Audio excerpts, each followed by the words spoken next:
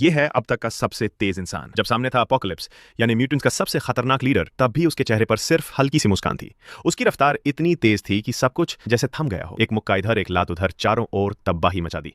Apocalypse तो पूरी तरह चौंक गया, लेकिन वो गलती कर बैठा। उसने दुश्मन को कमजोर समझ लिया। अपोकलिप्स ने जैसे ही मौका पाया, जमीन से मिट्टी उभर कर उसे जकड़ लिया। अगले ही पल उसने इस रफ्तार के उस्ताद को बुरी तरह घायल कर दिया। अपोकलिप्स कोई आम दुश्मन नहीं था, वो म्यूटेंट्स की जड़ है। करीब 10,100 साल पहले प्राचीन मिस्र में वो पूरी दुनिया का शासक था। उसका सीक्रेट था, जब उसका शरीर बूढ़ा होने लगता तो वो अपनी आत्मा को किसी नए म्यूटेंट के शरीर में ट्रांसफर कर लेता। हर बार उसके पास एक नई पावर जुड़ जाती और इसी तरह वो अमर बन गया। लेकिन जब वो अपनी आत्मा ट्रांसफर कर रहा था, कुछ क्रांतिकारियों ने इस जालिम राज को खत्म करने की ठानी। उन्होंने पिरामिड की नींव पर हमला किया, पूरा स्ट्रक्चर ढह गया। अपोकलिप्स वहीं दफन हो गया, सदियों तक गहरी नींद में। अब लौटते हैं वर्तमान में। एक महिला एजेंट जो सालों से उसकी तहकीकात कर रही थी, गलती से उसी दफन मकबरे में पहुंच गई। जैसे ही सूरज की रोशनी अंदर पहुंची, वो जाग उठा, जमीन तोड़कर बाहर निकला और देखा कि अब इंसान इस दुनिया के मालिक बन चुके हैं। वो आग बबूला हो गया। उसने ठान लिया कि फिर से अपना साम्राज्य बनाएगा। इसके लिए उसे फिर से चाहिए थे अपने 4 रक्षक। पहला मिला स्टॉर्म, जो उस वक्त तंगी में जी रही थी। अपोकलिप्स ने उसकी हालत सुधार दी, लेकिन अपने क्रूर तरीकों से उसे डरा भी दिया। फिर मिला दूसरा और तीसरा म्यूटेंट।